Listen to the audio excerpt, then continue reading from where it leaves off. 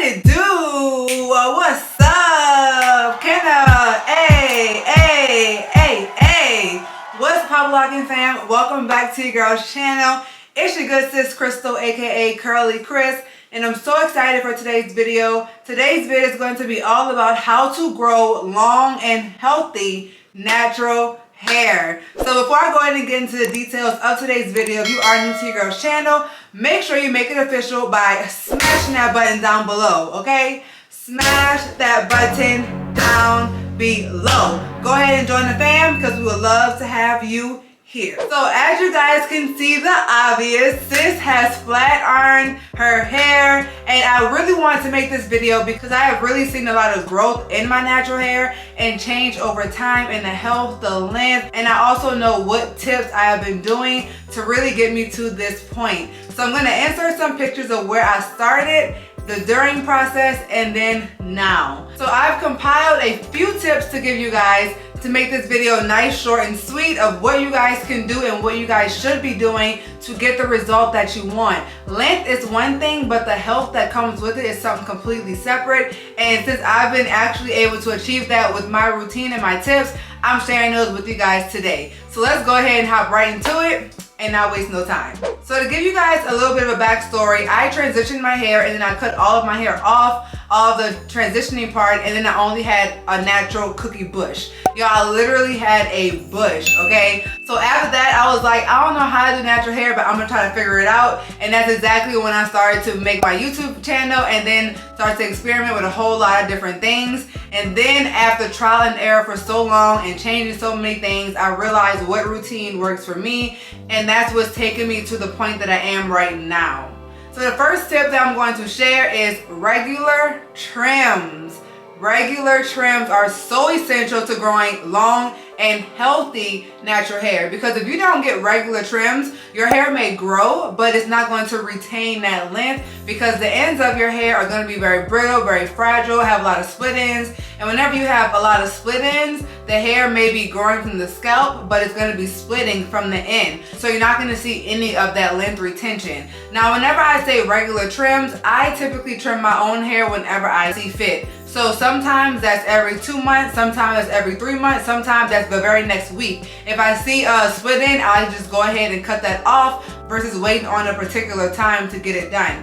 Now, I trim my hair whenever my hair are in twists, and I just take off a little bit of the end of those twists, and then that's my trim. However, if you're not comfortable with that, one thing that I would highly recommend is to go to a professional.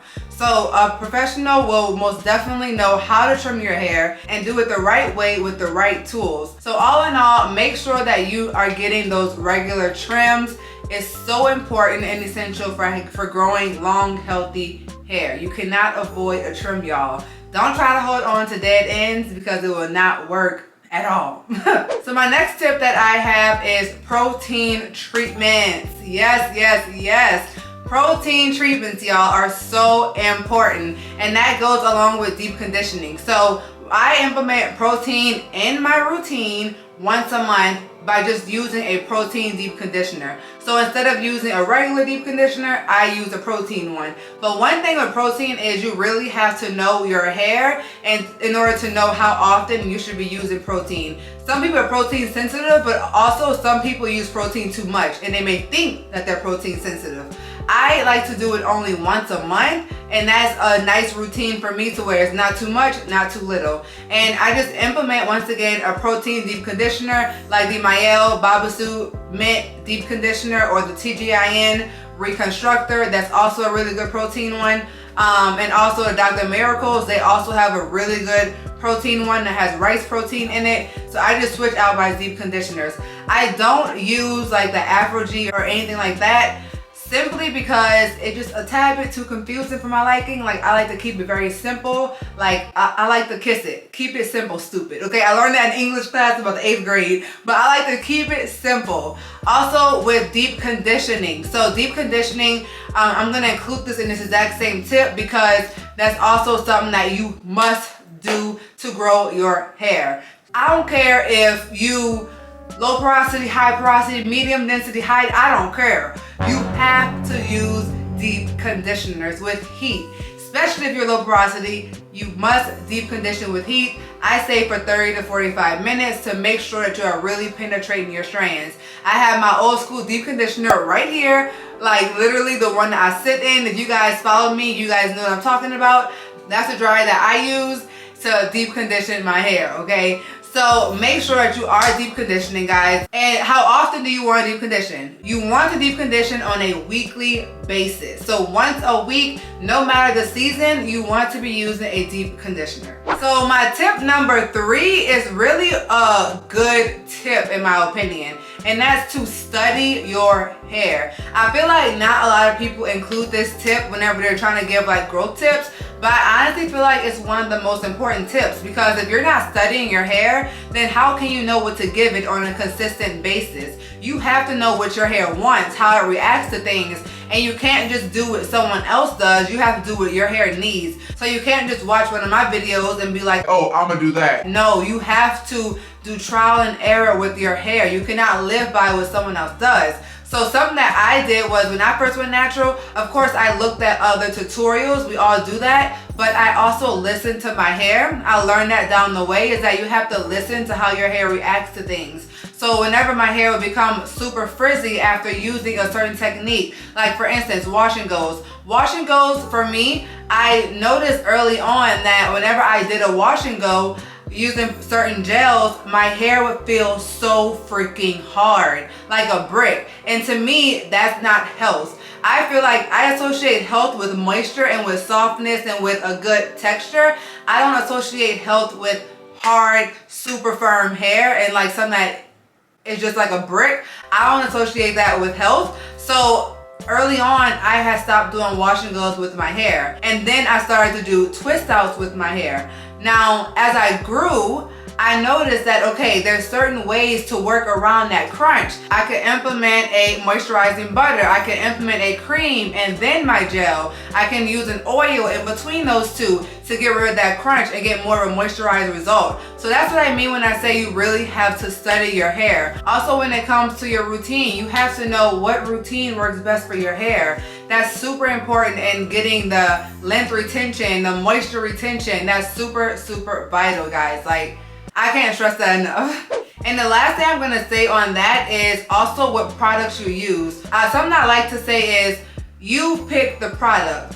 You know the product, okay? The product does not know you. So you can't just pick up a product that's made for everyone and expect that that product is going to work on your hair like it did for someone else. You chose to pick up that product, so it's up to you to determine which ones work best for your hair. All right, my 4th tip is a healthy diet. So whatever you're putting inside of your body is most definitely gonna show on the external part, and that also means your hair. Your hair grows from inside of your body, so whatever you're feeding inside of you is what your hair has to depend on. So water most definitely is important. Now, whenever I say a healthy diet, I don't mean like you can't eat a burger or you can't eat like McDonald's. Well, I don't eat McDonald's, but like you can't eat something that you want to eat. What I'm saying is, make sure that you are putting healthy, nutritional things inside of your body. You're getting your vitamin C, you're getting your greens.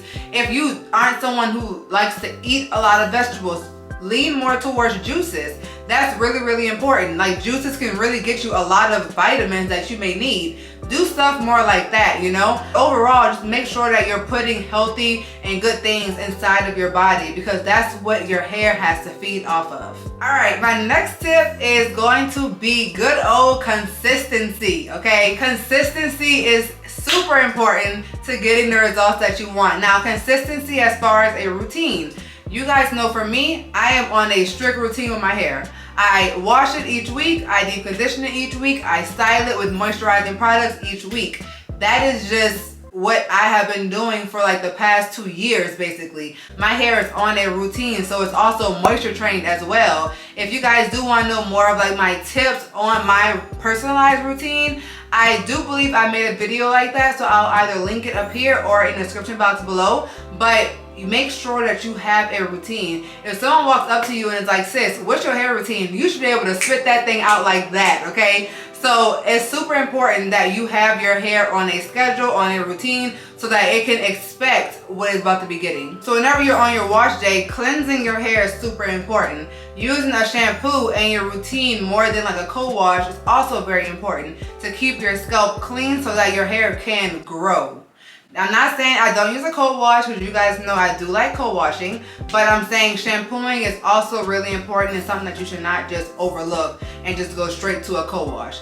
The cleansing property, the cleansing part of wash day is one of the most important parts. All right, my last tip is going to be keep your hair moisturized. Your hair can only grow when it's moisturized. Your hair is not gonna grow if it's dry. Think of it like a plant. A plant, like y'all, whenever my peace lilies don't get water, they literally drooping over like this.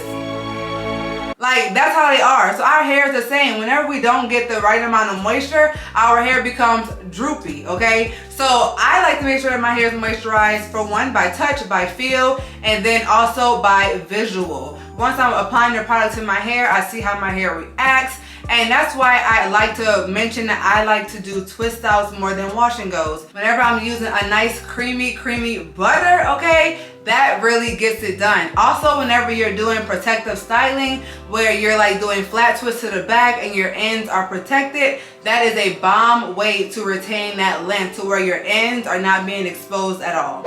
Alright fam, so those are my tips on how to retain that length and get the results that you want. So let me know in the comments down below if any of the tips that I shared in today's video are something that you guys are going to be implementing. I would love to hear from you guys. Also give this video a thumbs up. And y'all, we just gonna keep on doing what we always do. Being consistent, everything, that is our goal, okay? So thank y'all so much for tuning in. I hope you enjoyed today's video. Join the fam as well. And I'm gonna see you guys in my next video.